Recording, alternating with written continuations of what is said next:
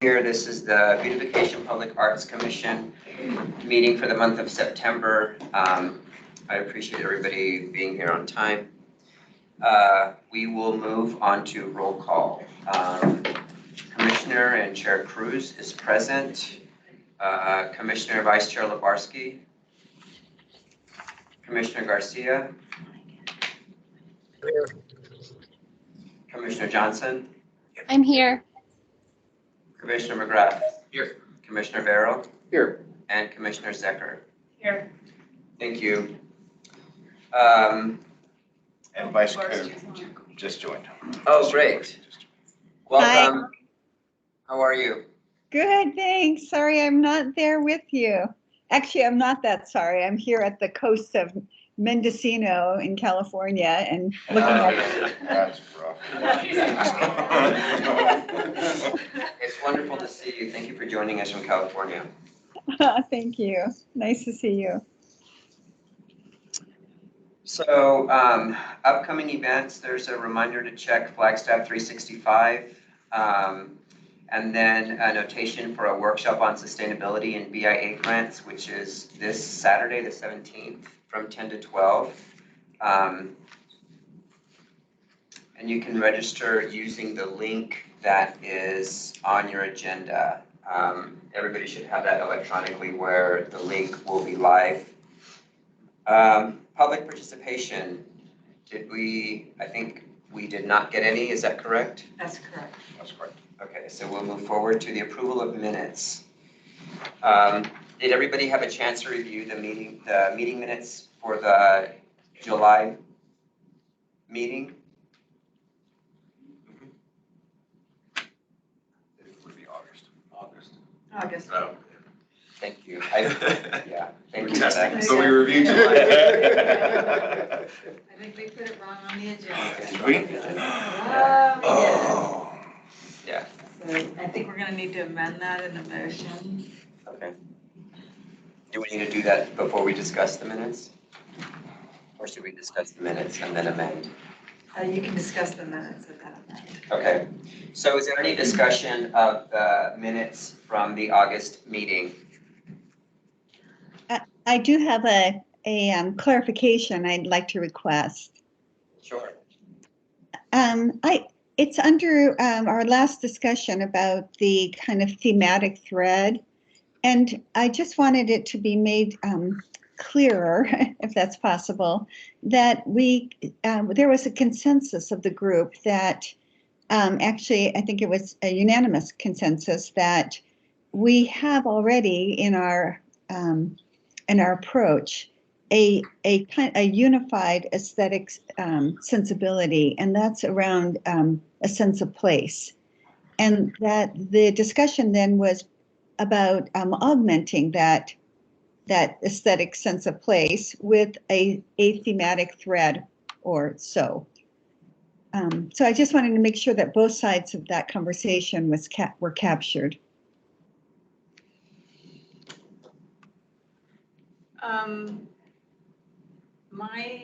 That's gonna be a little difficult. My understanding was at the end that you guys decided not to go forward with a change of guidelines, but to look for a project that had a thematic thread in the future.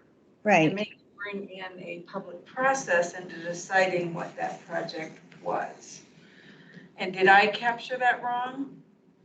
No, what you've just said is the way I remember it as well. I just thought, I'm sorry, I don't have the minutes right in front of me, but that I wanted to be sure that that it was recorded, that we all agreed that we have a good set of guidelines in place. Right, so exactly what you said, Janet. I just didn't think that came across as strongly as I would have liked. It wasn't an action item, it was a discussion item, so there wasn't a motion that would have like captured the summation. I think we were trying to just capture the key points of the discussion. So for folks who have the minutes in front of them, do you have any suggested language that might capture what Vice Chair is addressing?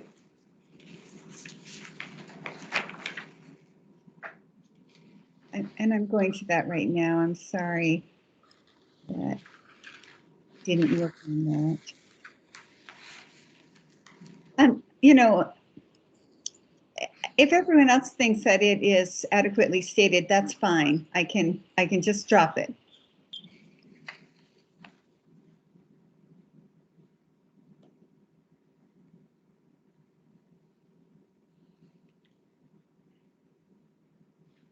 How about if we add the line that, because I do think it was said, and again, it was a very long conversation. We weren't doing a word for word transcription in our minutes. But maybe if we put in that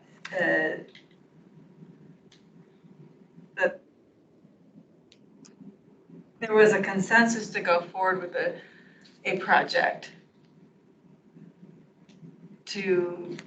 that would have a unifying, to look for a project that would have a unifying thread that brought in the public into what the process is, but not to change the guidelines. I don't know. I think we are too. And I don't have you have it. Thank you. Vice Chair, do you have the minutes in front of you, and can you I'm- offer some language where? I'm exactly looking, yes. And I apologize. I should have worked on the wording here before I raised the issue. But okay, I have found them. And let's see. What I'm seeing is that the conversation, let's see, ended just with the question, how do we find the balance between tourism, identity, or inclusion? Those are things to consider when speaking about new projects. And I just felt that we needed a summative statement that said the commission as a whole recognized that we have the guidelines for an aesthetic coherence are sufficient, although we are interested in looking at pursuing the possibility of a thematic project. That sounds great. That sounds great. It's Write it down. It's right there. Yeah, we got it in the Recorded, right? transcript. Okay, great. Thank you. Thank you. Any other comments about the meeting minutes from last month? Hearing none, can I get a motion to approve them? So moved. Thank you. Is there a second? Second. Thank you. It's been moved and seconded to approve the meeting minutes as amended for the August meeting. All in favor, say aye. Aye. Anyone opposed? Anyone abstain? Great, thank you. The motion carries and the minutes are approved. Do we need to now entertain a motion to amend the agenda? Yes. Okay, so there's a mistake on tonight's agenda in item E. One, the approval of the minutes is actually the approval of the August minutes and not the July minutes. So that needs to be amended. If I could get a motion. So moved. Thank you. May I get a second, please? Second. Thank you. It's been moved and seconded to amend the agenda so that item E1 states that it's the August minutes and not the July minutes. All in favor, say aye. Aye. Anyone opposed? Aye. Anyone opposed? Anyone abstain? Thank you. The motion carries. Moving forward to announcements. There are several here. Creative Flagstaff has a celebration on the, they had a celebration. Would you like a motion? It's just an announcement. No, it is an announcement for me. I just wanted to say what a wonderful event it was. Thank you, And please. since this is the, where we give out over $300,000 of our our operations for arts and sciences nonprofits in the city. And Eliza Kretzman, our former program manager, asked Creative Flagstaff to have a celebratory event as part of it. And Creative Flagstaff did that. They did a wonderful job. It was near the close of night visions of their exhibition. And it gave me a great opportunity to connect with some of these nonprofits, like, Threaded Together, some of the ones that I might not normally run into in the kind of bigger construction projects I tend to get involved with. And so when they do it next year, I hope that, I think it'd be really great since we do this is most of our arts and sciences money go to these grants. And like I said, we don't have purview over them per se, so we don't see it. And this is our chance to kind of see it, so. Yeah, that's a great thing to say. I would encourage folks to go over to the Center for the Arts, get on their email distribution list and participate as often as you're able in their offerings. They do some really great stuff.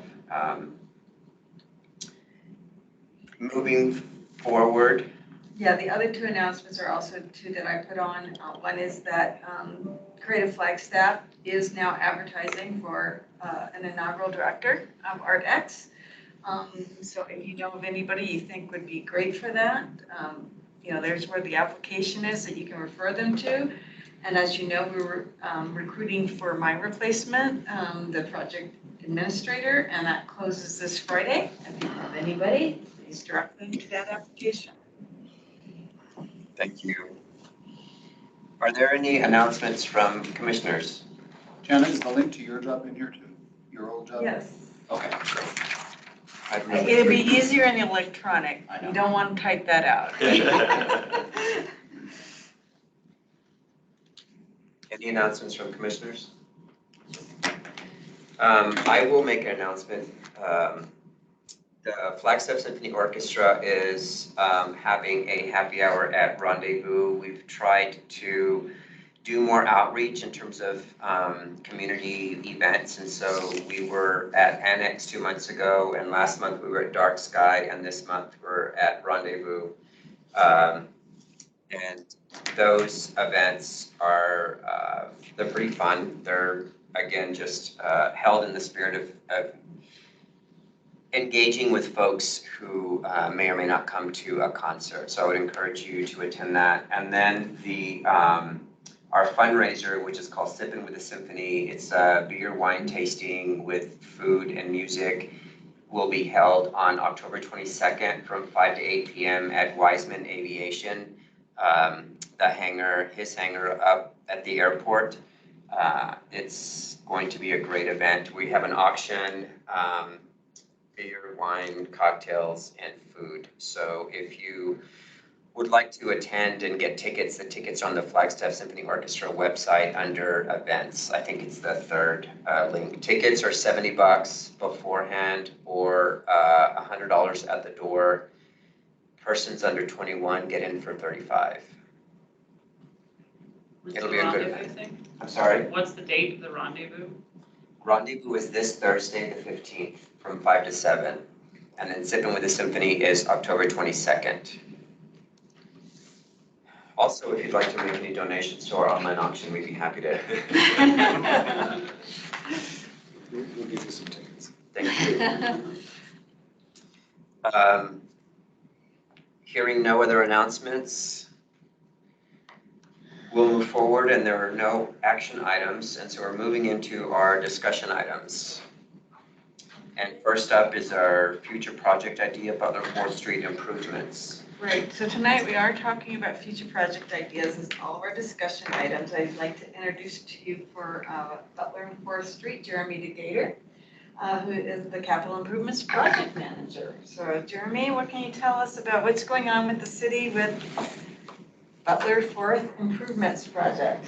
Thank you, Janet. Good afternoon, Chair, Vice Chair, Commissioners. My name is Jeremy Gator. As Janet just mentioned, I'm Capital Improvements Project Manager, managing several different projects for the city. The one we're here to talk about tonight is Butler Fork improvements, and you can go to the next slide. This project is generally located out by Little America and will involve widening and completing the complete street section of Butler between Little America and Sonoma Heights. It will also extend that complete street section of 4th Street from where it ends up towards Sparrow on the top of the hill down to and slightly through the Butler intersection. As I mentioned, this project used to be called the Butler Widening Project. There was a separate project that was the Butler Fork intersection. They've all kind of been rolled together, and we're now calling it the Butler Fork Improvements Project. So that just gives you a general overview of the location of the project. Next slide.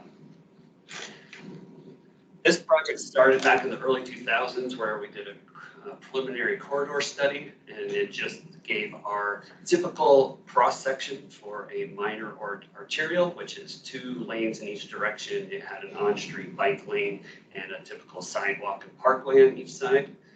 Given some of the conversations and other projects that have been in design over the past year and a half, and the direction that we've gotten from council and other groups, we have proposed what you're currently seeing here.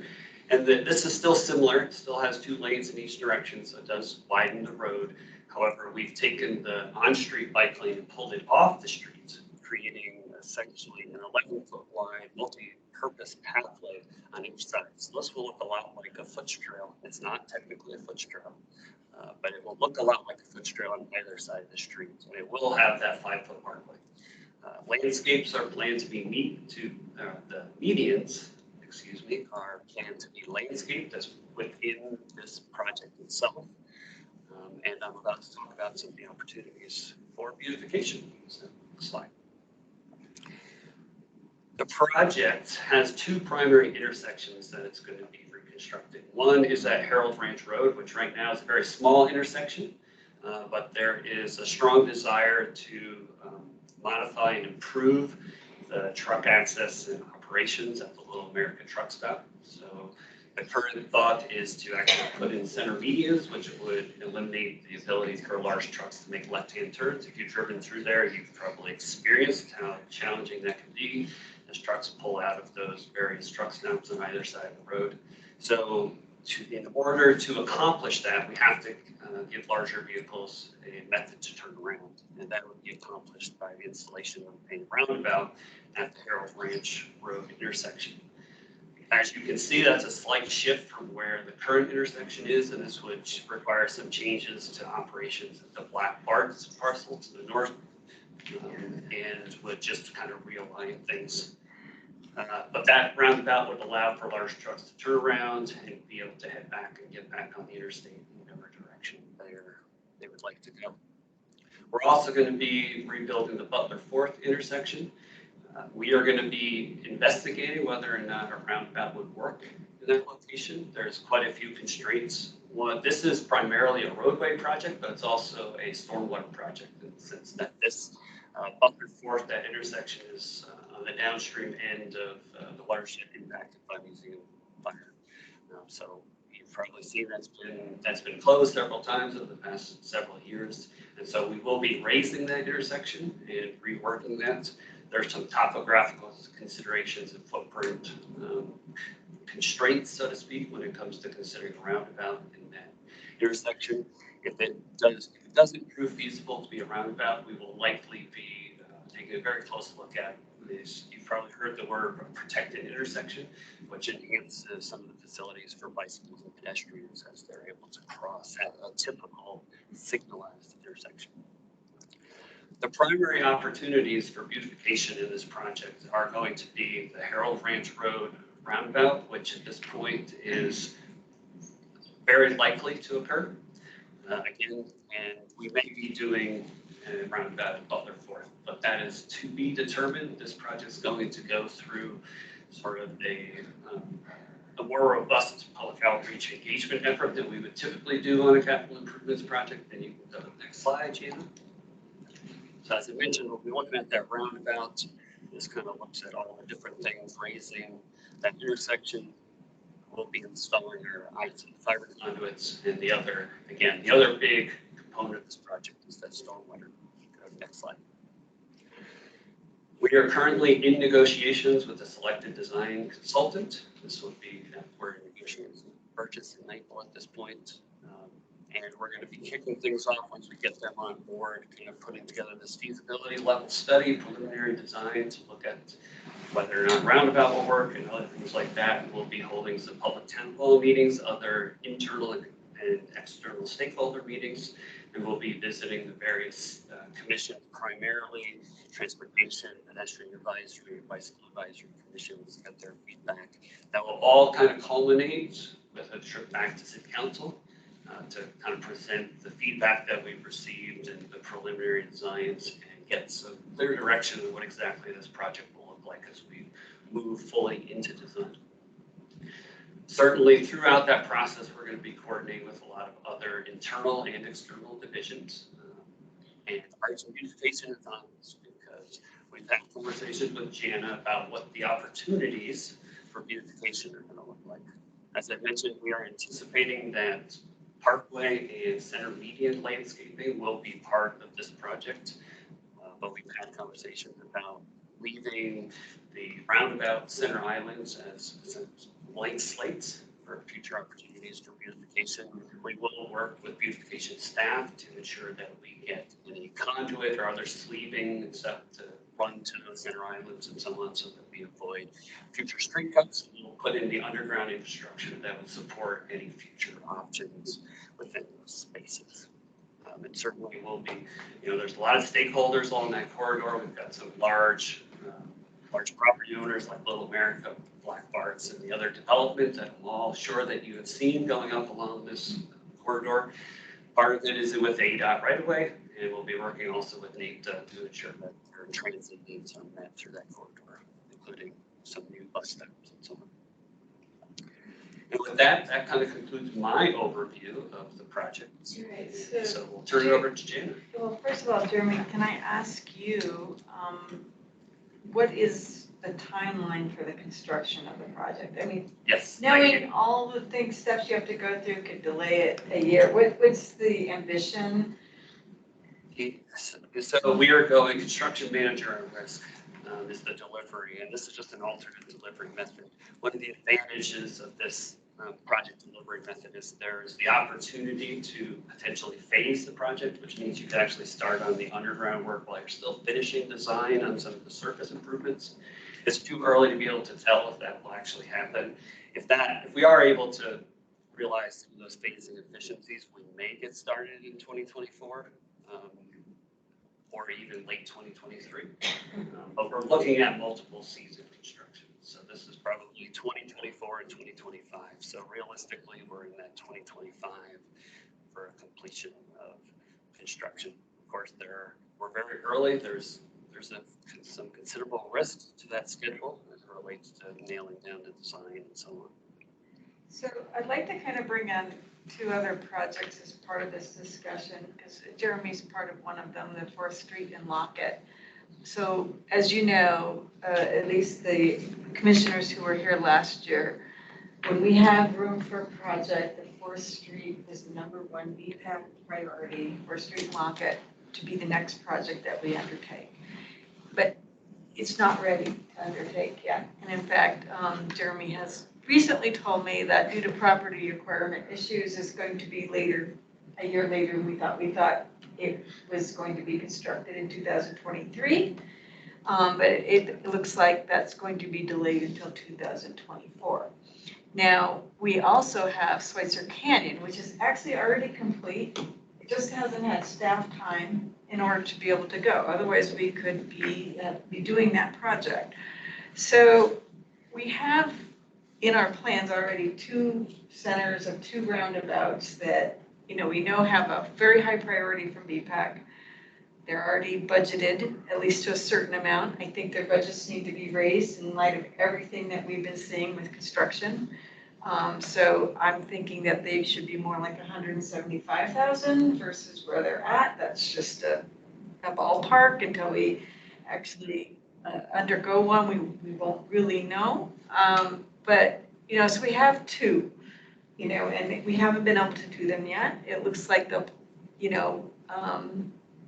maybe we do Schweitzer Canyon before we do 4th Street and Lockett, because it's ready to go, and 4th Street and 4th Street and Lockett can go in 2024, and if we have room, we can do Schweitzer Canyon first, and we can get more of a flavor of what we can bring to these roundabouts for the city. But given that these have been a priority for BPAC, and I heard that there might be roundabouts, I thought we should be, because it will be out.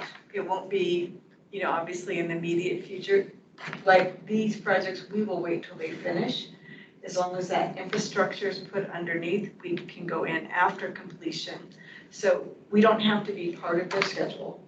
And that is a bit of a luxury, so that, we don't have a timetable to keep up to. We can go in 2026 and do this project, maybe a year after they're done, kind of like Schweitzer Canyon. So it's just whether or not we're gonna wanna put this in our 5-year plan and see if we have the money to do it. Basically, maybe a third roundabout and maybe a 4th roundabout, even though we haven't completed one yet. So I just kind of wanted to, I know, it's like, I can't wait to do these roundabouts, but we haven't actually initiated either of these yet, but they are high priority projects. And this has been a big expression from BPAC to staff in the past. So that's why when I heard about this, I was like, let's bring it in. So does anybody have any questions of me or Jeremy? Just the clarifications from the new kid at the block. When we're talking about art and beautification on the 4th Butler thing, are we talking about something in the roundabout? Is that? In the roundabout. Okay. It has to be in the roundabout, pretty much from Parks. It has to be hardscape, not really a lot of landscape. That's just from the care and maintenance. That's a direction that we've gotten from Parks. But then and both of these have kind of that hardscape and then probably a sculpture component as well. So if you've been to the ones in Sedona, they have rocks and maybe cranes. So they have hardscape and sculpture that, work together to make one piece. Roundabouts are great places for art all over the world. Yes, they are. They absolutely are. So, and the main thing that they have to kind of be, there's certain restrictions to them because you can't have a leaded detail. Because you can't get the driver's eye that focused. You can't have people want to walk up and touch. They do tend to be sculptures that form silhouettes, that can kind of be seen as you come up from afar and you can make them out. Or sometimes they're just beautiful landscaping, total. So there's not, one direction, but there are some safety concerns and obviously some roundabouts do have pedestrian access, like the ones, some of the circles in Europe, and then you can have the things you can walk up to, but not for these. What was the art in the roundabout that was approved on the 2 of these? There's no art. We haven't started them yet. Oh, What I'm saying is that the projects are approved to go next. When we have staff time, staff capacity to start, these projects are in the top 5 to go next. And so therefore they're, to me, anything actually in the top 10 that I have staff time to start, I'm going to try to start. I like the idea of talking about the roundabouts now, and I like the idea certainly of putting them on our to-do list. I would really like to get one under our belt so that we know as a group what that involves in terms of the call to artists, the money, the restrictions, legal, all of that sort of stuff. I think once we do one, then we'll have a better sense of how much staff time and resources would be needed to sort of continue along that path. But I do like the idea of adding these to the list. I mean, certainly. I think as we look for a project that has a unifying thread, something in the roundabouts might fit that bill. And you'll also get the, that it could, but it would be interesting to see what that thread would be. And also they'll be in very different neighborhoods. Yeah, oh yeah, I Yeah, didn't say it that is. was an easy, Yeah, Easy and, task. you know, what might appeal at 4th Street and Lockett may not appeal at Butler and 4th.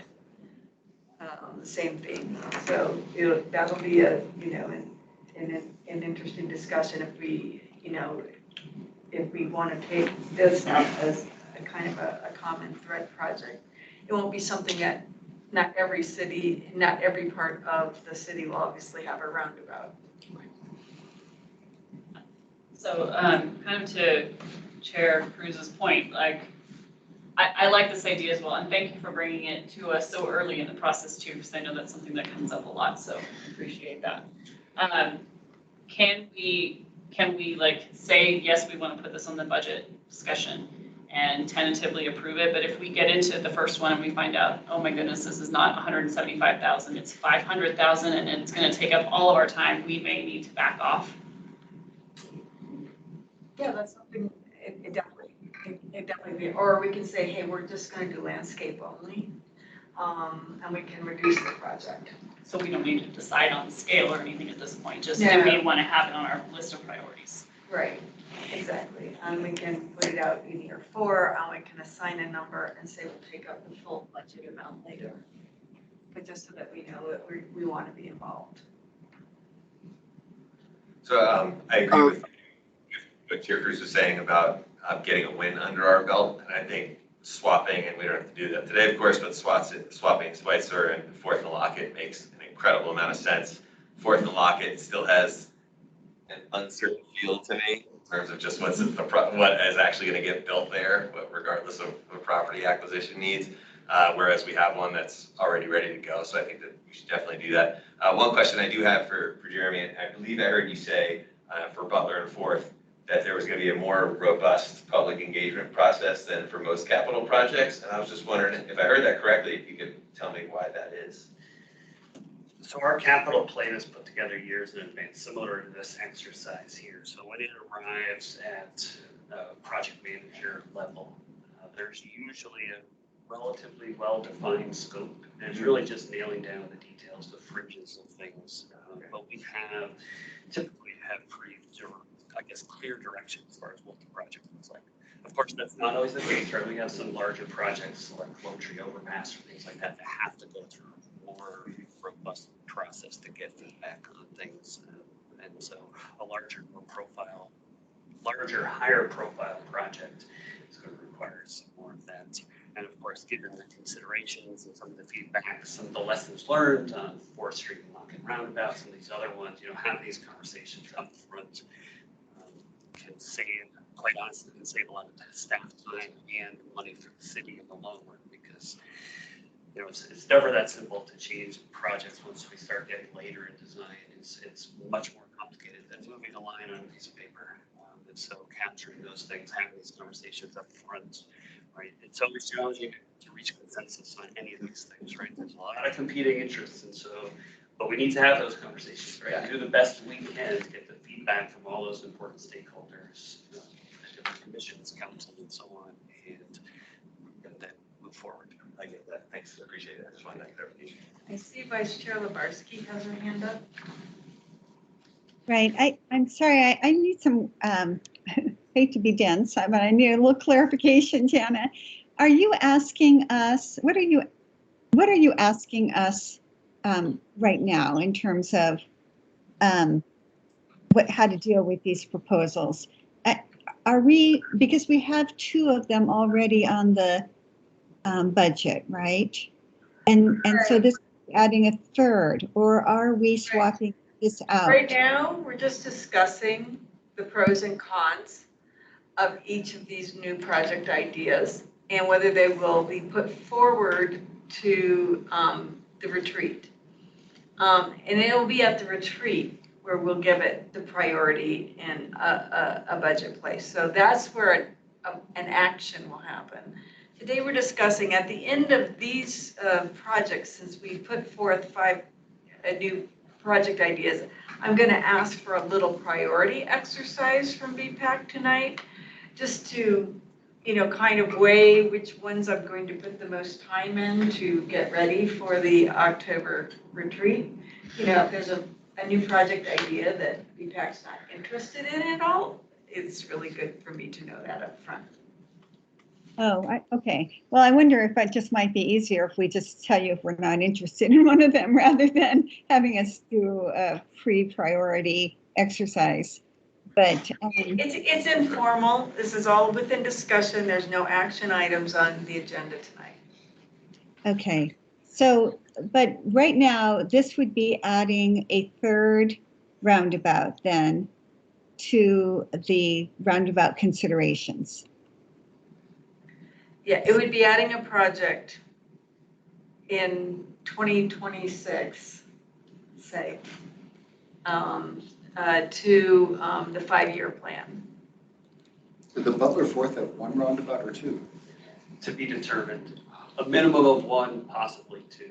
And so I think the real conversation is about allowing, so we're about to begin our design, begin that preliminary stuff. And it's important for us to know, like, if there is a desire to see that as an opportunity for art, you know, I can coordinate with Jan or other beautification staff to make sure that we get whatever minimal infrastructure, whatever infrastructure we need to include as part of our project to support that future effort. Because it's easy to do it now. It's a lot harder to do it when we're fully into design. We can back things off and decide to go to landscaping later, but it's much harder to get a pipe under a road that's already been built. All right, thanks for that clarification. And Vice Chair, just to let you know, so we're hearing several options tonight, and that's why Jenna asked us to rank them, because there's five ideas on things that we could move forward, add to the 5-year plan, that sort of thing. Right. I have to tell you, I'm not entirely comfortable with the kind of pre-prioritizing. I really think that's what we do at the budget meeting, is that we really sit with all of the options in front of us, and then we do our prioritizing work. And so, I mean, I'm willing to give this a try, but I don't want us to be, my preference is that when we sit down at the budget meeting, that we really do still feel that there's a lot of open windows, and that we can all together then really, switch things around in terms of priority, depending on our conversations. So I just want to be careful that having a pre-priority conversation about priorities doesn't cramp us when we sit down then at the budget meeting. Okay. All right, we'll take that into account when we have that discussion but for staff time to devote to get projects even ready for the October retreat, I kind of need to know, I cannot promise each and every one of these projects is going to make it to the October retreat, because there just may not be enough time to form enough information for it to go into the 5-year plan. So if I don't have any idea from BPAC about which are the most important, it's really hard for me to prioritize staff time to get ready for the retreat. You know, can I just ask, I see Anthony's on, and I'm just, this is, Jenna, what you're really, I really respect that, the process you're trying to put in place, but it is a new process.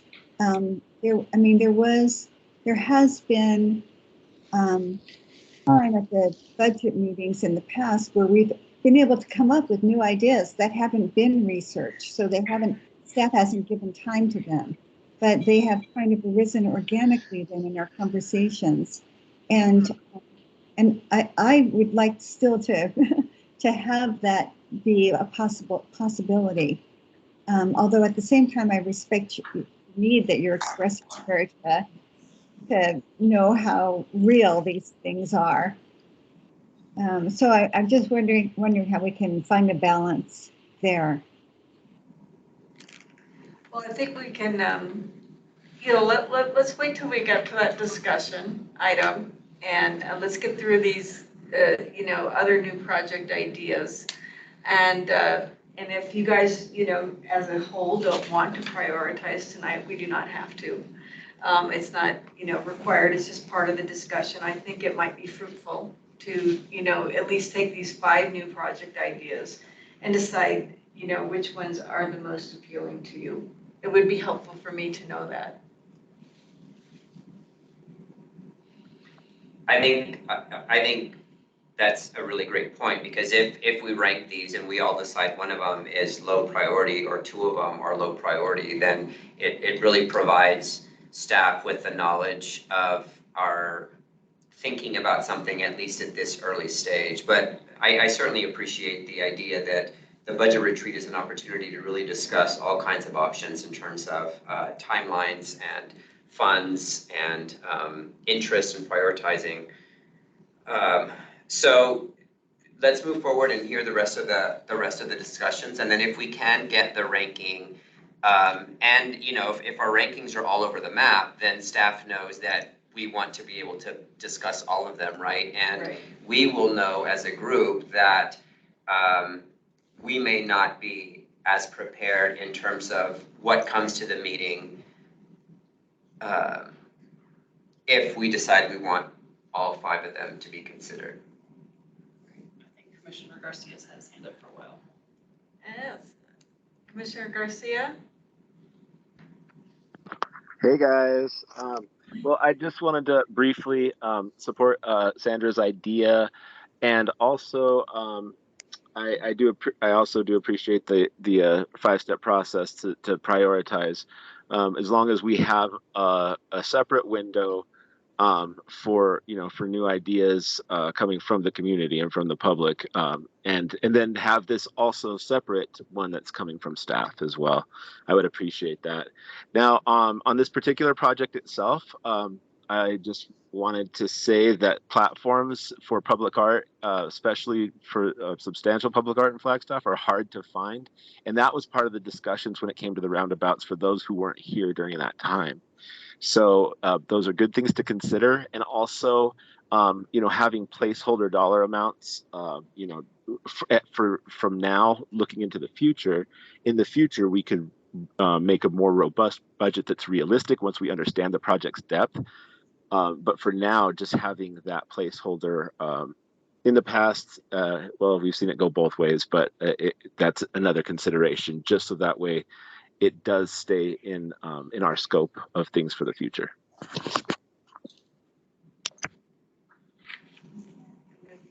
Commissioner Johnson has her hand raised. Yeah, I just wanted to ask Anthony if you could clarify. You said that in earlier meetings, the platforms were hard to find. Is that like the physical platform that you're talking about? No, what I mean is like any placement or platform for substantial public art in Flagstaff is hard to find. So by what I'm calling a platform is just a space for public art, and in this, so these are spaces for public art that are tangible, that we can actually build upon. But finding those spaces, which I was referring to as platforms, are hard to find. So it wasn't like an actual physical platform or something into the construction. It was space for public art. Oh, okay, I see. Thank you for clarifying. And Vice Chair Lebarsky, did you just not put your hand down, or did your hand go back up? Oh, my apologies. No, it's okay. We just need to know. All right, are there any more questions for Jeremy? Thank you. Well, I thank you all for the opportunity to come present today. Capital Improvements is always open to additional partnering in any way that we can help support opportunities for art beautification. So thank you very much. Thank you. Thank you. All right. Next on the agenda is a Route 66 Centennial Celebration. All right, we have Jack Fitchett, Business Attraction Manager, who's going to speak to us a little bit about what's coming up for the centennial of Route 66. Yeah, thank you, Jenna. Good afternoon, commissioners. Jack Fitchett, Business Attraction Manager. I do economic development for the city of Flagstaff. I don't have a formal presentation for you today because obviously you can see this is still quite some time out. However, we have been getting some interest. Jen and I actually met with a rather devoted resident to Route 66, and I was hoping to see some parks and or beautification projects that follow along with this. The Centennial will officially start again in 2026. It appears that there may also be some federal grant funding that's becoming available for these projects. Again, probably not going to happen until closer to 2024. But wanted to put this idea out on your radar to really celebrate the 100 years for Route 66. It's a big piece of our community. Obviously, drive some tourism, and I think it would make sense for this group to potentially consider a monument to represent the centennial. Jen, I believe you've already said that there are 2 or 3 kind of projects that are currently trying to make their way through capital. I think those came over a little over budget, so maybe that's potentially why they are stalled now. That being said, this is slightly different, just again because it's not necessarily a monument that is, letting people know that they are on historic Route 66, but it's really celebrating the 100 years of the roadway. Other than that, I think you all may or may not get some interested residents. I think they've been finding their way to at least me and Jana. So just again, to put it on your radar, this is fairly far out, but again, since your budget discussion is coming up, and that this would probably be a project that would want to be completed by the end of 2025, just something for you to consider. I'm happy to answer any questions, and that's really all I have for you today. Yeah, so just so you know, obviously we have had the physical monuments that we've been creating, and what Jack was referring to is that we have 3 monuments in progress right now, coming in over budget. We're figuring out how to fund that. I'm pretty sure they're going to go forward, but we've been building these little by little and over the years, and so funding has been in our budget, and as the projects go forward, they've been being completed. We have obviously Mural Mice's Route 66 mural. We have other things. So I was thinking when this very engaged citizen came forward to us, and just figuring that we know that Economic Vitality and Discover Flagstaff will be doing something, and there's this federal commission that may be coming in and doing things. I was thinking, I bet Porsche clubs are going to have, road trips across the country. There's probably going to be all sorts of different kinds of activities or celebrations. So whether it's this person's or it's Discover Flagstaff's or what it ends up being, I just thought we should be thinking about it. And I was not thinking about it in terms of another physical monument. I was thinking about whatever comes forward, why don't we think about putting a little money aside for some performative public art and tie in to somebody else's celebrations. We're not doing the whole thing, but we're putting something really fun. And I just put because we have Dark Sky Aerial, and they have, incredible programs that they do. Obviously we have to do a competitive bid and all that, but, we're, we could put out an idea, and then we could, put it out to these different organizations. I've kind of spotlighted some kind of theatrical interaction groups. There's the one that March 4th that you see them at the bottom there. Kind of they do kind of parades, and then they do performances. They both circus and music. They're really quite incredible. There's some theatrical groups vessel in the state that they actually, the actors move really, really slowly, and they get like objects out, and they dress in like historical costumes and things, and they participate in festivals, and so they just interact with the crowd, throughout. There's a lot of these kind of groups in the state. And I'm sure that there's some groups in Flagstaff in addition to Dark Sky Aerial who would also do kind of performative pieces. So I was just, and if we simply wanted to do something like a poetry slam dedicated to Route 66 poetry and host it at the Orpheum, we don't have to go big, we could go small. I just thought if this is coming up, it's going to be a big deal to the town. absolutely. Did we want to put some money aside, a placeholder amount for 2026, $25,000, to do a performative public art piece? What's the timeline? Is it gonna be celebrations all year long? Is it just in the summer? Is it, We don't know. okay, so there's no, We don't know yet. Yeah, that's what I'm saying. We don't know who's gonna end up actually taking the lead. We're hearing ideas, we're hearing people starting to get ready. We're hearing about funding sources, people pooling effort. We're hearing about competitiveness between groups and who wants to lead and take charge. So, but I know Discover Flagstaff will probably be heavily involved. And we're in economic vitality. So I thought, might be a good idea to think about it now and see if we wanted to prioritize the money for it in the budget retreat. I'll just add to Jenna, to your point, Discover Flagstaff, I believe, has already started working on the logo for this, so there may be, something to come out related to this relatively soon. But to your point, Jenna, I think that makes a ton of sense, especially after seeing how much some of these monuments have cost, or have increased in cost. Maybe the physical art piece is not necessary, but I really like this idea as well. Mm-hmm. any other questions or comments? I'm glad you're planning ahead. I think we do something, I don't know what, but I'm glad you're planning ahead for us to think about doing something. Further enough away where no decisions need to be made today, so. Yes. But you get us thinking about it, which is the smart thing to do. Vice Chair Lebarski? Right. Hi. I really love your idea, Jana. I love the doing something with performative public art. I'm just wondering, in terms of your time, it seems like because a lot of other organizations are going to step forward, how much of your time then do you see? If we put this in our budget, then are we also committing your time? Or can we put it in the budget to give that money away and have someone else do the work? We could do it either way.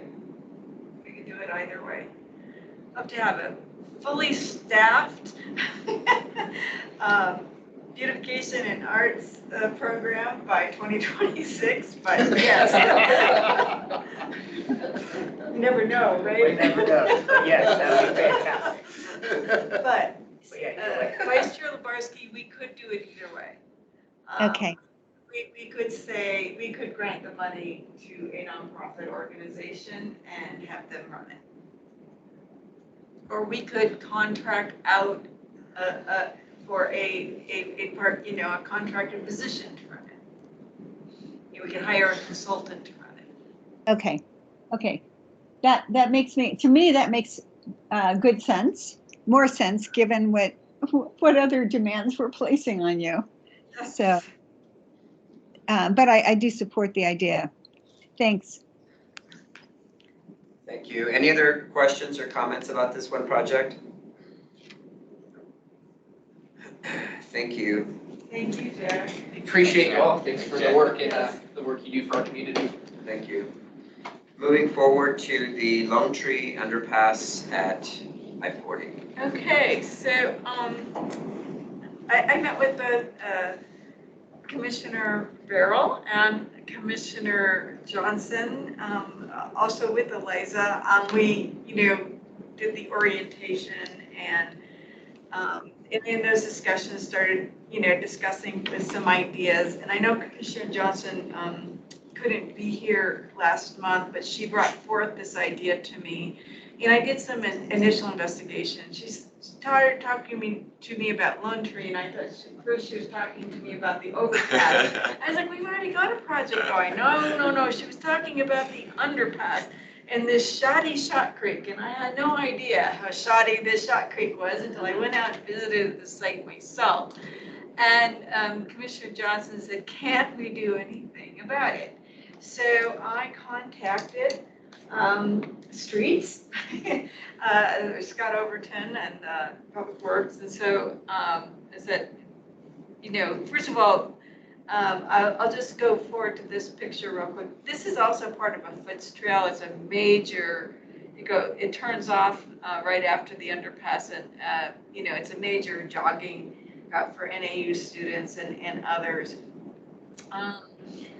But what I found out is that what starts as the Lone Tree Overpass and those amenities, once that's done, there's also another project. And they're going to be widening Lone Tree, all the way down, so under this underpass. So they are going to be redoing this whole section. Now, it is not for a while. It is probably going to begin in fiscal year 27. That means it won't finish till fiscal year 28 or 29. But this wall is it is a retaining wall.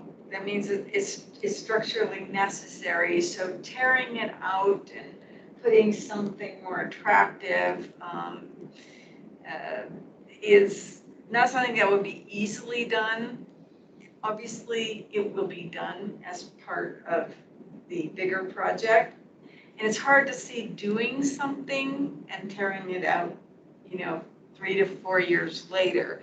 So my investigation says this will be redone, but it's kind of maybe a little bit, maybe it's within our 5-year time frame if we add an artist to the design team of the project when it initiates, but it also, it may not be. So I just, I wanted to follow up. I wanted to, bring it forth. It certainly, I think, is a project that's, worth doing. It would be staff's recommendation to be part of that larger project. And make sure that nothing like this gets put in again. It's really bad. Yes, Scott, the second I mentioned, he goes, oh yeah, we know. we know. But it's really, it says how important beautification aspect of our program is to the city of Flagstaff, that we don't let too many of these things happen, because we have been in there, we have been doing things, and we've got landscaping beautification projects all over the city, and it's it has really helped. And our predecessors, Liza and my predecessors, really did a lot of work on a lot of landscaping beautification around the city, and it really helps. And so I just have to always acknowledge their work. Commissioner Johnson, I know this was your idea, and I didn't have a chance to circle back with you and tell you what I found, because I just found it out last week. Did you have any specific questions or comments? I mean, yeah, I'm glad you went to go take a look at it, because it's rough, and that is a pretty highly trafficked area. But I'm mostly just glad to hear that they already have a plan to tear everything out. I do agree with you. It doesn't make a lot of sense to put something in if it's just going to get taken out, when they go through there later. But yeah, I'm just glad that something's gonna be done, and they're have plans to not do that again. Great. Yeah, so like I said, this project is identified to begin in fiscal year 27. A lot could bump it. It's not like, Butler and 4th Street, where they've already got a capital project manager. They're already starting the process. This is not started. And so I can't say that it's going to start in fiscal year 2027, but it is on their plans. And that is the year that it's slated. Senator, do you have a comment? I'm sorry. No, my apologies for jumping in. I was just gonna say, if it did get bumped out, you guys would have a chance to come back and talk about whether you wanted to do something after all. It's just we'd figure that out somewhere in the next couple of years. Right, so this would be kind of at something we could possibly put at the very end of our 5-year planning, and then, again, it would, anything that's 5 years out is kind of a placeholder, we know that. Right. A lot of things can happen. She took her hand down. I like the idea of being involved so that we don't have something like this again. But I'd like to revisit a comment I made several months ago about putting money towards a mural on a wall that was going to be torn out during expansion at the Murdoch Center. And what I was told during that meeting was we can fund temporary projects, right? And so I would bring that back to the group and wonder about, why can't we do something with this eyesore in the meantime if it's going to get taken out, since we already said at a previous meeting with Murdoch Center that we could beautify a wall that they're just going to blow out once they do construction, right? So I agree. And this is especially going to be there longer, but I was just trying to figure out whether a mural would actually beautify this thing. I was thinking I would I have was to thinking say, a mural that takes into account something scientific, an amoeba of some sort. If I thought somebody could pull it off, I would definitely be all for it. I'm afraid of adding something that would make it look more grotesque. I suppose that, if somebody could come up with, with a BIA grant, so they could kind of propose it ahead of time, I would definitely be for, I agree. We could do something temporarily, but I can't replace that wall. Right. I can't Right. take that wall out and put a better wall up. And it may be something that art could more easily attach to. I looked at that and I was like, could you paint over that? And then I was like, I'm afraid it will look a little bit like that buffalo with all the coats of paint on it. I know that has a lot of charm and people are attached to it, but it's kind of yucky too. And I'm afraid by painting it, we might make it look worse. Could you put a new surface on, like a plaster surface over the top of it? I don't know. I don't either. You know much more about this than me. Yeah. But yeah, like. Smooth it out, make it I could maybe investigate more to see if, but I probably need to bring an artist with an idea. I'm not a materials expert. I'll be the first to admit it. Do we know how, what are we looking at? Is that a quarter mile? Is that, 50 yards, 25 yards? Is It's it? not that long. No, It's just under the two bridges parts that, it kind of goes away and then kind of comes back. It's a retaining wall to support the bridge.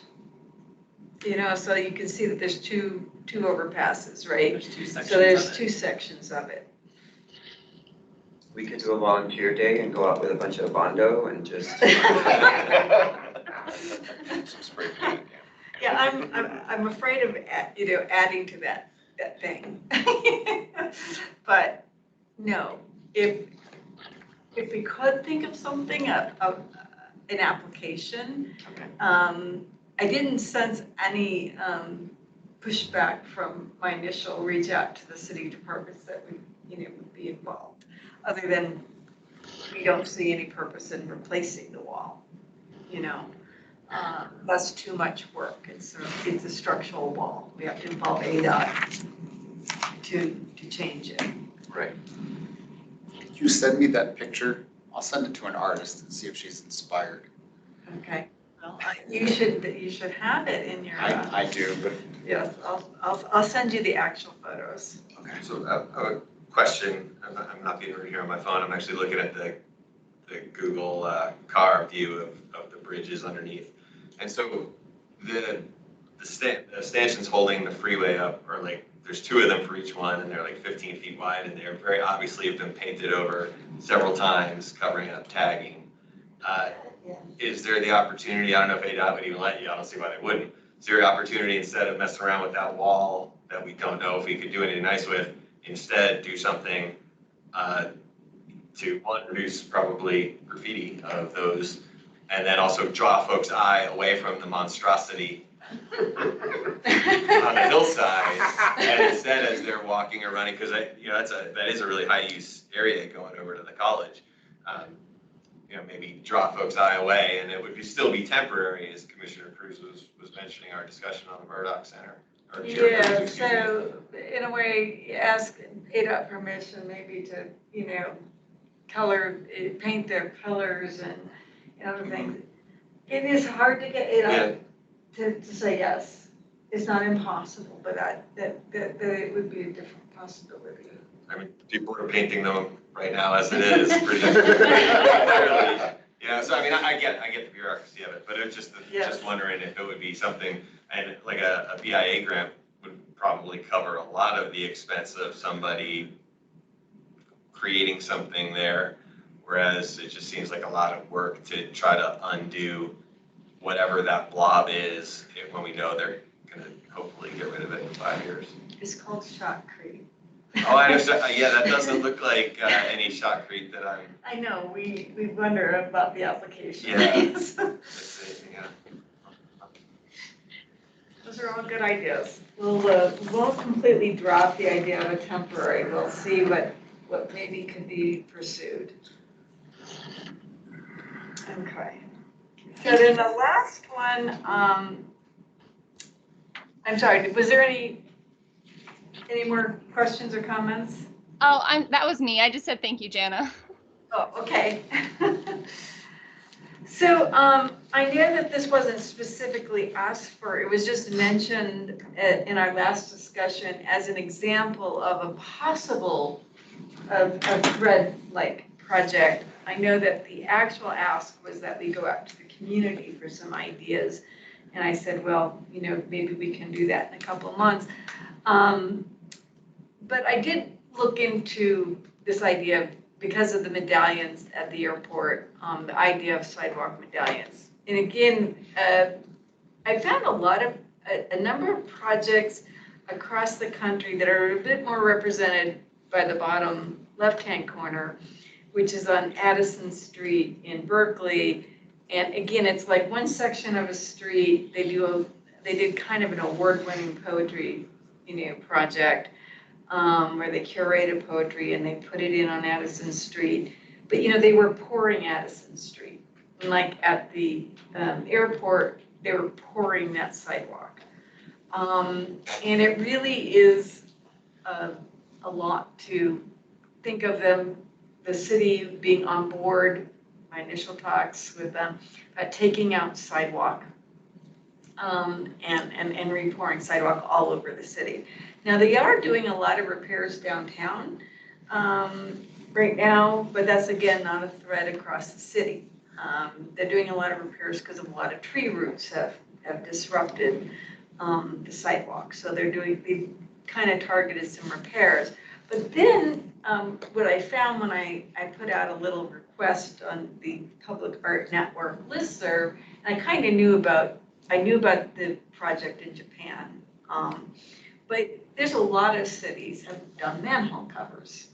And so Seattle's in the left, and then you see the beautiful colored ones from Japan. They're, after time, they're not quite that beautiful. But we went ahead and showed them when, they were new. They're still nice. They still look good. And the advantage to this over a plaque in the sidewalk is that the structure of the manhole is already there. And you're just taking out that center part. The ring is there. If you make it the same size as the manhole, the manhole's already there, the sidewalk's, already poured. But then, and so I actually discussed with Mr. McIntyre, we discussed, maybe let's do a pilot project on 4th Street in Sunnyside, and, we started talking about getting excited about it.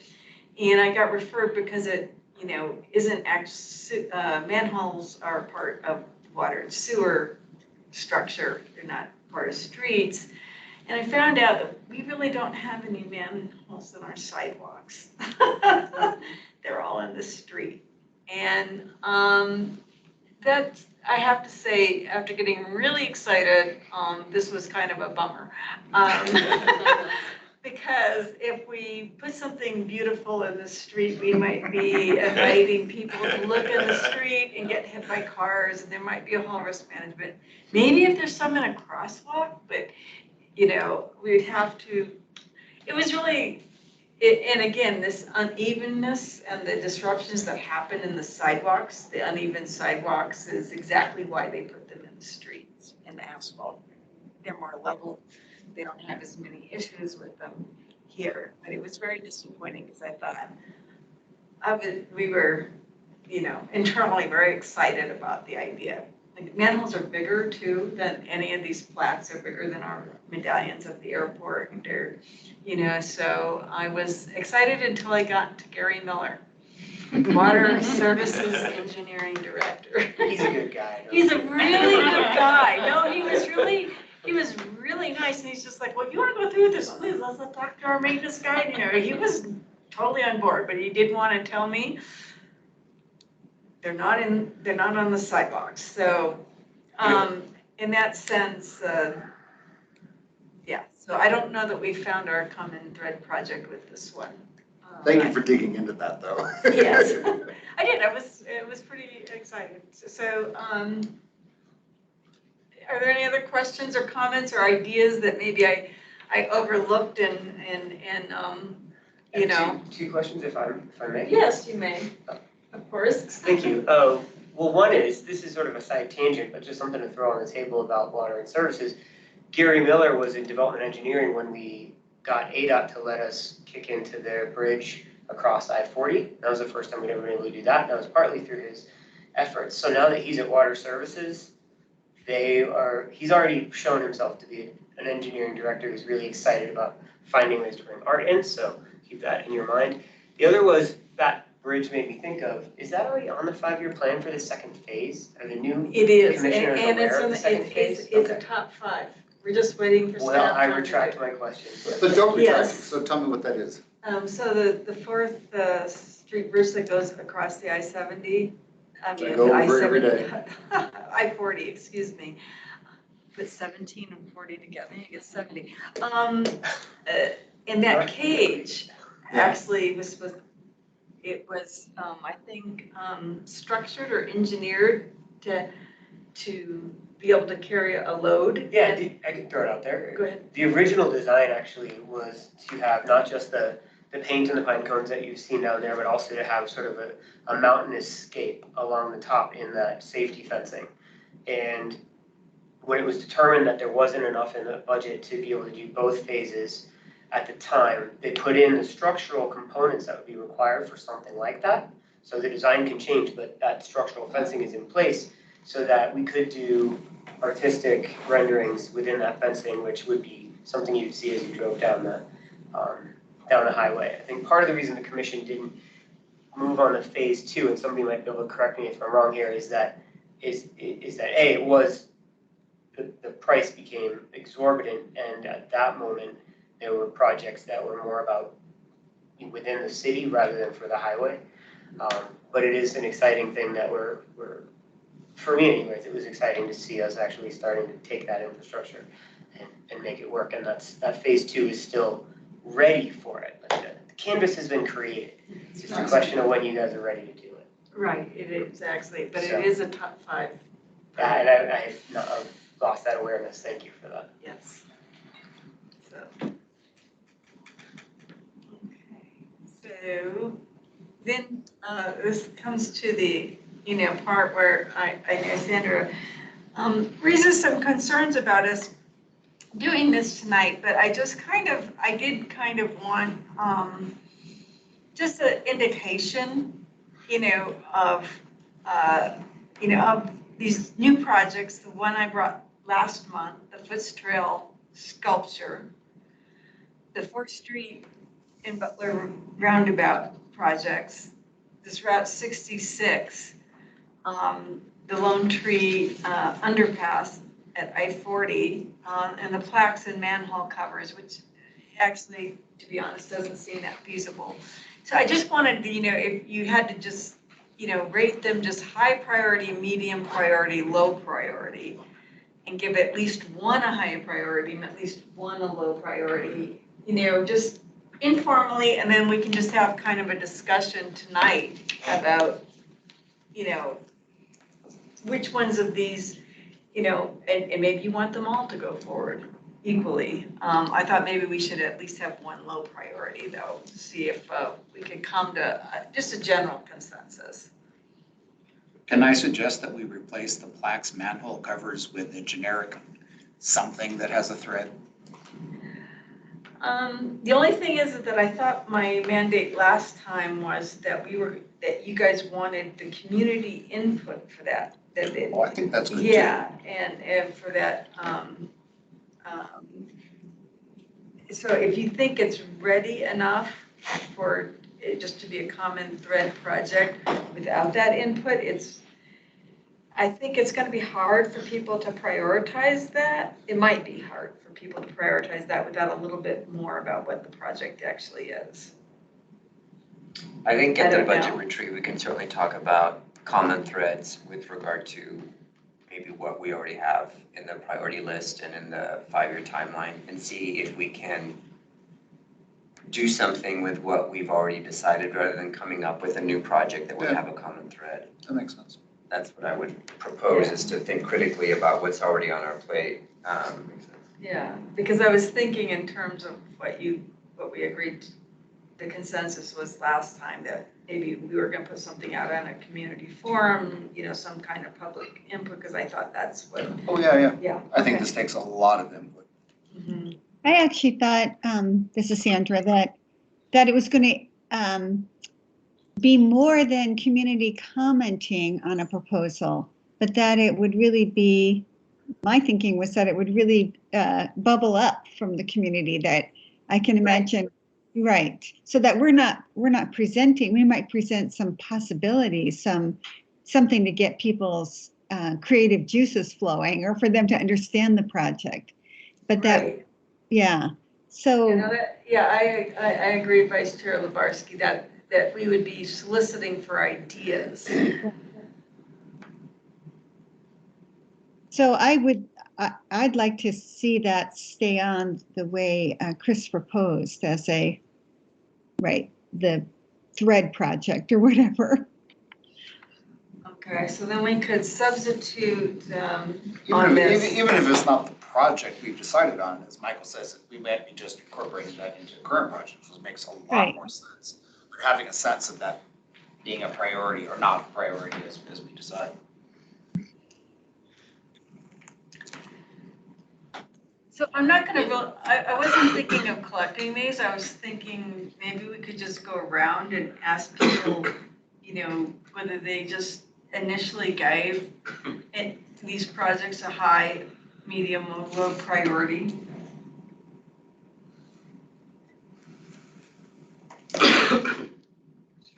Any objection to sharing your rankings in front of everyone?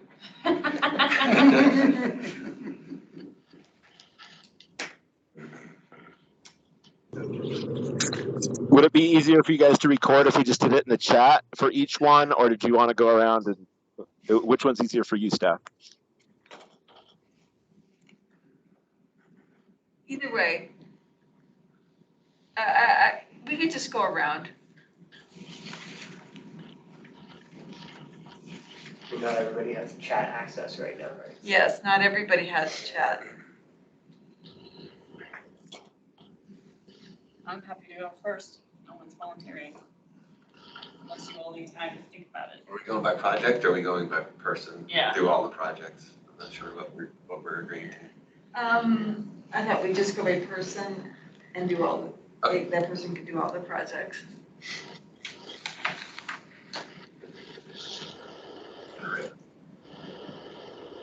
Well, I feel like the roundabout at Butler and 4th Street is a pretty high priority. They're planning right now. They're asking for our input in the preparation for that. And I think it's a high traffic area. And I think that that's something we really need to consider.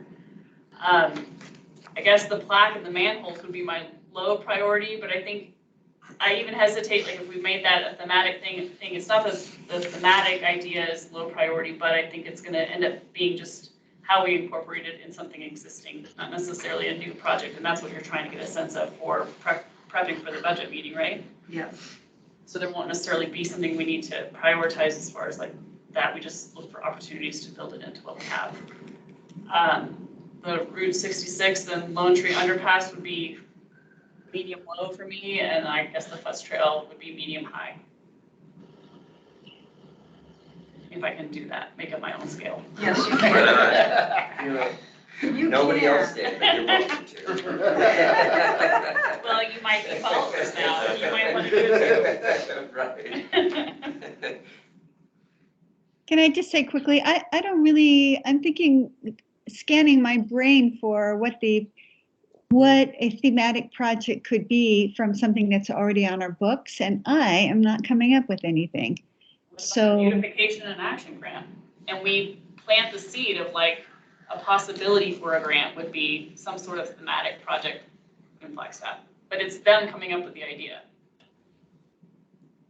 Right, but we have to have well, I mean, there will be an overarching theme that has to be, so it seems to me we have to have a public process for doing this. And that's how I'm understanding the potential project would be a public process for determining a Flagstaff theme of beautification or of public art. Why don't we add this as a discussion item for the retreat, and then if you want to develop your idea so that everybody's on the same page with regard to what you envision, and then we can all come together and talk about specifically what that looks like, either with a new project, a BIA grant, or infusing something that we already have. Would that work? Is that okay with you, Vice Chair? That's fine. I don't want to lose the idea of a thematic project. So as one of the things that becomes a potential project.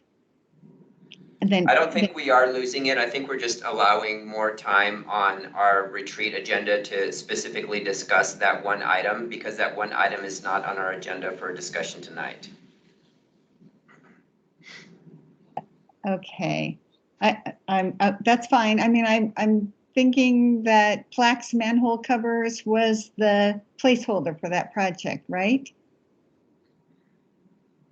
It was just a specific, it was an example that was mentioned as a possible thematic project last time. And it's the only actually concrete idea that was put out, so I decided to research it. So Okay. do Yeah, you want to have that be a high priority for your for- potential project? Yeah, it would be, for me, it would be a high priority. I think that's a nice way to tie the city together in terms of a public arts project. Do you want to tell us your rankings for all the others? Well, Okay, and I'm going with must rate at least one project low and one high. So plaques or a thematic project would be my high priority. My low priority is the centennial celebration. And then I'm neutral on the others. So much of it to me depends on what the timeframes are, the comparative timeframes, the comparative costs, the comparative workload. So I'll just go with low and high priorities. thank you. Commissioner Johnson or Garcia, does one of you want to go next? I can go. I would say I might do the same as Vice Chair Lubarsky and just do my highest and my lowest. I think my highest, mostly just because it was my idea, would be the Lone Tree Underpass at I-40. I think there were some interesting ideas with, maybe we could find a distraction or something like that. So I I'm interested in that. I think my other highest would be the Futz Trail sculptures. And I think my lowest would be the Route 66 Centennial Celebration. Thank you. Commissioner Garcia? Yeah, lowest for me would be the Centennial, Route 66 Centennial. The highest for me, the top two would be the roundabouts and the Foots Trail sculptures. Thank you. You want to go? Sure. Foots is high priority. Butler fourth, high priority. Yes. Route 66 is no priority. Lone Tree is moderate, and I'm confused about what plaques, manhole covers. So I will abstain from ranking something that I don't understand what we're talking about.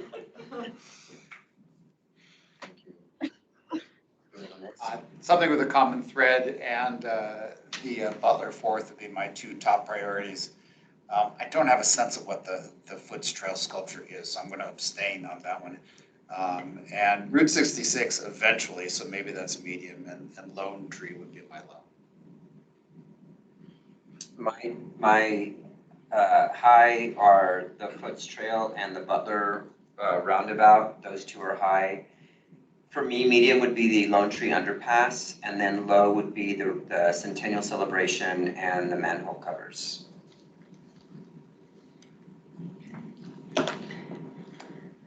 Does anybody want to add anything else to that discussion? I think this actually helps a lot.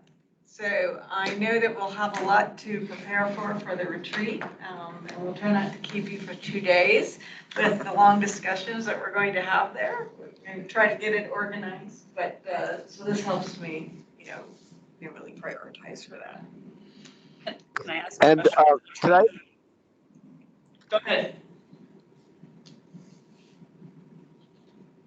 Chair Garcia, did you have something to say? Your chair. I'm no longer the chair, but thank you. I Sorry, appreciate Commissioner Garcia. So can you guys hear me okay? Because it's loud in this thing that I'm in. Yes. Yes. Okay. Well, I just wanted to add some context to the new commissioners by saying that in the beginning of the budget retreat process, it was completely driven by the commission. And at a certain point, me, Mr. McIntyre, some other folks got together and we tried to make things a little bit more streamlined, a little bit more feasible, and a little bit more realistic as far as getting things done. Staff has taken that lead and just went to the moon with it. And they've done a great job with that ideal. And we appreciate that so much, because now we're getting things done that are tangible, that are realistic, and that we're adding art where it needs to be. But we also, now that we're on the other end, we started off on the complete west side, now we're on the complete east side. We still need to, as a commission, harness our community's ideas and, bring those to the table as well, instead of just thumbs up and thumbs downing what staff is bringing to us. As much as we appreciate staff in the process, and they have done such an amazing job, like superseded my expectations, harnessing other avenues and opportunities that aren't necessarily driven by staff are important too. So that way we can get to that middle ground. So 4 or 5 years ago, I was fighting for exactly where we're going now. And now I'm kind of pulling the reins back, just letting the commission know that, there needs to be a balance. Thank you, guys. Thank you.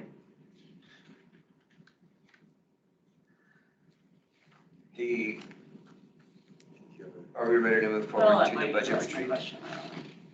Yes. I just thought last year, I guess I could ask my question, but I thought I've only been through one budget retreat, and last year it seemed like there wasn't even any space in the next 5 years for staff to consider anything other than what we already had on the table, and we had to eliminate a good chunk of what was already on the table. So I'm just concerned I agree that it's important for us to not be solely driven by what is presented to us and we just become a rubber stamp. But I also, is there any feasibility in adding more to the list that we already have? I'll just answer that. obviously last year we dropped things below 20, right? We kept, I think, up just 17. With some new ideas, we may drop others for new ideas. Okay. And that's also a possibility. We are getting every year a little bit closer to those years where there is more room. It's not this year, as we know. And, like we can probably add one or, 2 projects next year. And then, so, but you may be reprioritizing, but you're right in the sense that, these new projects of the roundabouts, the Spicer Canyon, well, that's gonna take the new spot next year. And so we have things in the top 10 priorities that haven't gone. And unless something comes in that's such a great idea that you wanna bump one of those, you're right. We're still about 3 years out from implementing a lot of new ideas. Smaller projects, things happen in this city all the time. We take up things, because they are just such great ideas that get put on our plate. And they can be community ideas, and they can, and sometimes they come from, the mayor's office. I know like the whole Monarch, directive has, come up and then that's starting to come in, and that came from the mayor and city council. But they're representative of the community in a way. So, the Monarch directive is the Monarch Butterfly Directive is a very big deal. And so. I have to admit, I thought you were talking about the monarchy for a moment. No. I was like, wow, I haven't heard this. All about the queen, all about that. 70-year butterflies. They're getting a British phone booth very soon, gonna be installed, but no, the Monarch Butterfly Directive, I'm sorry, no, not really. We're not toasting the queen or the king. So yes, there are, and sometimes there's emergencies, right? The entire flower project kind of came out of the whole right of way during the pandemic. And look, now we've got this project that's reoccurring every year. And, it just kind of organically came up. So we know that there's always gonna be those projects that we're gonna do. So. I do think there's room, if you don't mind me just adding to that, Jana. There's always, as former chair Garcia mentioned, there's always room for that creativity to come up though. And projects do change. We had some projects where we just couldn't get the acquisition rights without condemnation. Sometimes that's just not gonna happen, unless it's, like a major project. So projects can fall off, they can shift, they can have the group get really excited about them. So yes, we've tried to move to a very realistic and less, I don't know. Rigid? Well, I was actually gonna go the other way. Like at one point, like, as he was saying, it used to be like kind of everything flowed together and we were just kind of like, oh God.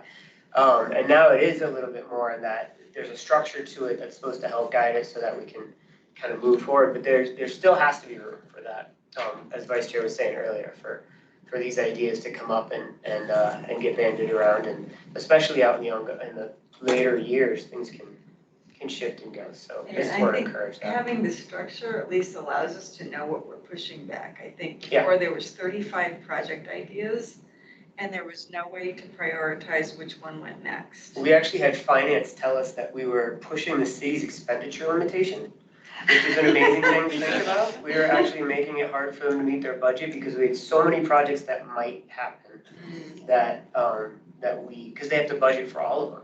So they said, can you guys please try to make it more like realistic? I'm all about the structure and getting things done. I just don't remember having a conversation last year about like this creative outlet or having like an opportunity to just like kind of dump ideas. And so I guess if we are gonna start incorporating that, I think that's great. Is it our response, are we supposed to be like knocking on doors and asking community members what they want? Are we soliciting their feedback somehow? I mean, how are we getting that community voice to come up with those creative ideas?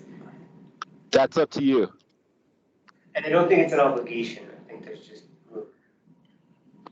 Yeah, that's up to you. It's just an idea, and Here have something they do that they would recommend? Any ideas? Social media. what I've done in the past is just listen to friends, Right, and I talk to listen friends. conversations I have on other boards that I sit on and other organizations I'm with, trying to figure out where could beautification augment what they're doing. So I really appreciate this conversation because I do think we need to figure out the balance between having what I think is enormously helpful and wise, and that is to be ahead of the game on a lot of these projects, to be involved with them early on, the way Jana and Eliza and David, you've gotten us really integrated in a way that we weren't integrated before into these large projects. And I think that's so important. But I also think we need room, we need space for these other things to bubble up. So thanks for having this conversation with us.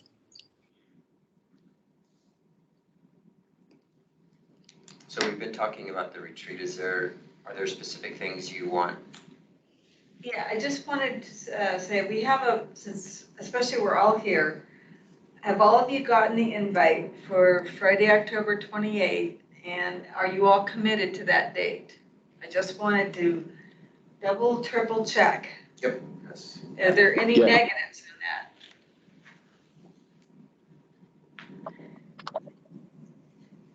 Okay, doesn't sound, so we're all committed to that date. So we have an idea about having this retreat at the Coconino Center for the Arts.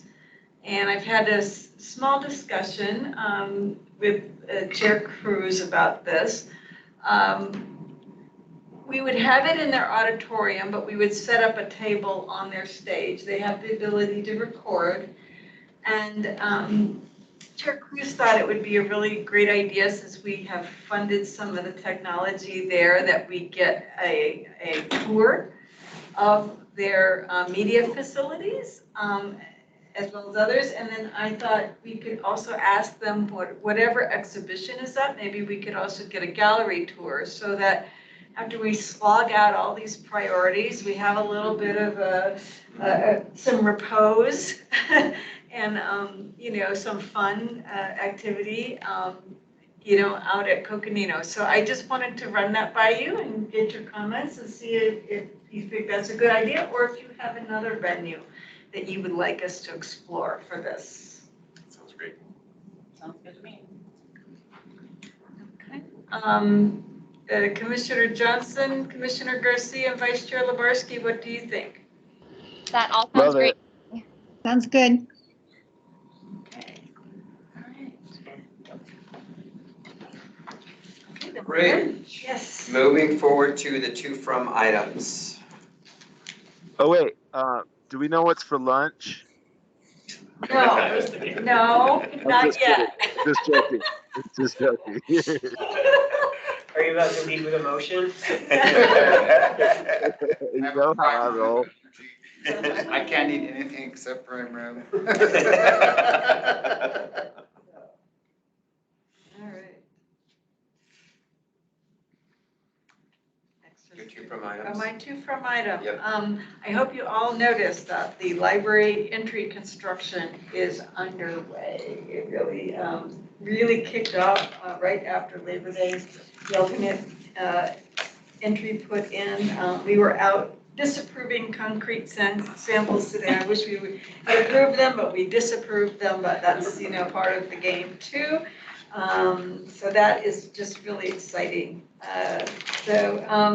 The BIA grant deadline is September 15th. And so the presentations by applicants will probably dominate the next BPAC meeting. You notice that I am doing this workshop on the 17th. We are well aware that that is after the deadline. We're doing it with sustainability. We did one on September 1st. their deadline is September 30th, so that's just how it fell. But I still feel like it's helpful to be part of that because we have twice a year on March 15th. They only have once a year. So we thought we would just go ahead and still participate, plant that seed for people for March. So. Next is Chair 2 from items, and the only thing that I have is a gentle reminder to read your weekly reports that come out. Those really are informative in terms of telling us where various projects are and what the city and department are doing with regard to some of the stuff that we've been working on for a while, like DCC and the library. So that is my only 2 from. Our city council liaison is not here, and she did say that she had no 2 from items. I offered her the opportunity to go first since I knew she was leaving early. Are there additional 2 from items from members of the commission?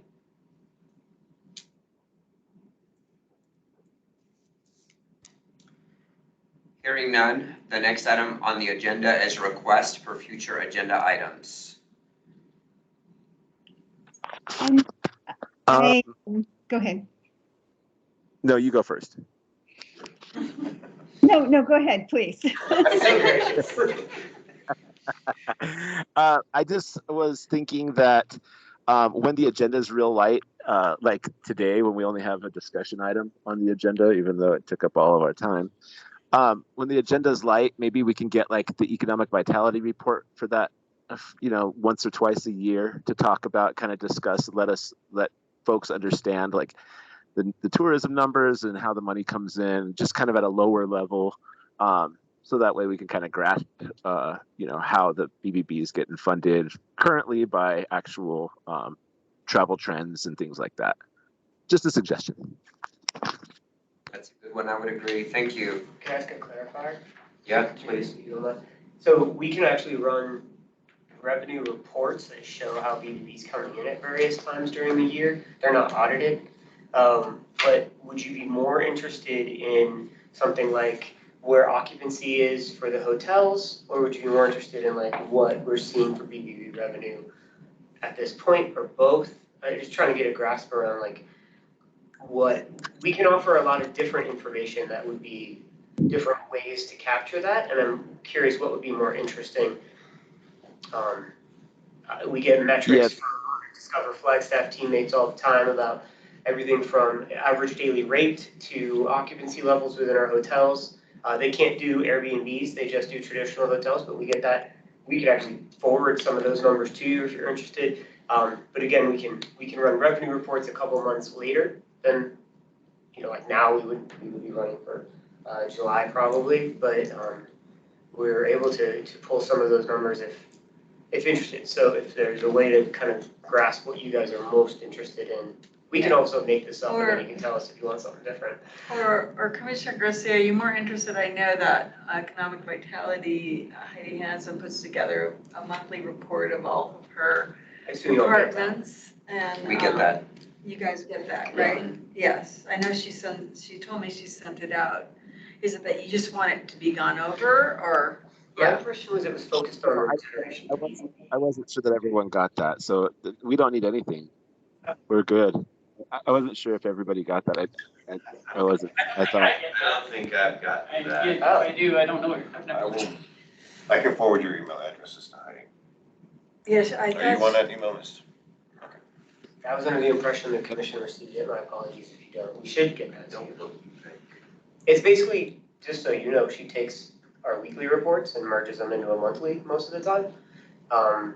With Jana's help, of course, guiding it. So if you're reading your weeklies, you'll see most of what you'll see. But there might be other things, better pictures. It's a more. Yeah, you'll see numbers from the airport, you'll see numbers from. It's a more comprehensive look at it. Yeah, it's more comprehensive. Yeah, I always got those reports, and I wasn't sure if it was like some secret document or something. So I was just trying to get away from the commission to be able to see it too. But if you can just get it all. Those are also available on the the Economic Vitality website, Walnut City of Flagstaff Yeah. website. I on the know Economic that Vitality Ms. page. Hanson said she was going to send it out to all of EPAC, but she might not have gotten everybody's email addresses. We'll make sure. But thank you. Excellent request. But if you're ever interested in all the dry and boring stuff I was just talking about. I would be interested in that, actually. That actually sounds. I would be interested in that. I would also. Okay. Yeah, we can find an agenda where it fits. You have to in. make it official and get 2 more people to support Okay, you. all right. We'll just, we'll do some stuff. Okay. Sandra? Okay. Vice Chair LaBarge.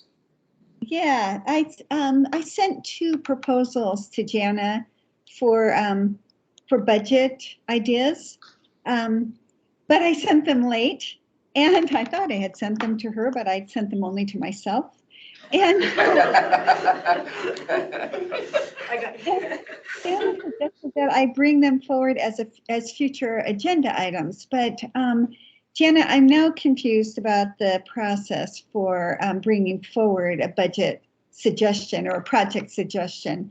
And I'm wondering if I could just have a conversation with you about these proposals, and then we can bring them forward for the October meeting. Yeah, if there's, whenever we have something, proposed by a commissioner to be brought forth for a future meeting, I can try to make it the next meeting, but I can't promise because it all depends on, what else is there. So if we have, 7, BIA applications, not sure that I can totally fit it in. If we only have 1 BIA application, can definitely fit it in. And, because I don't know if the DCC sculpture is also going to be there for approval or not. So I have a couple of things floating, but I can try to bring it as soon as possible. But when I asked for new projects for the August and September meeting, it was to allow that time to the October retreat. But I still think that there's a way to organically put that into the October retreat. But there may not be enough information for, the commission to really prioritize. If it's just an idea without a lot of, specifics around it. There may be. I'm not sure. So I would ask that you put them forward just for a future agenda meeting, because regardless, they probably are going to need more specifics.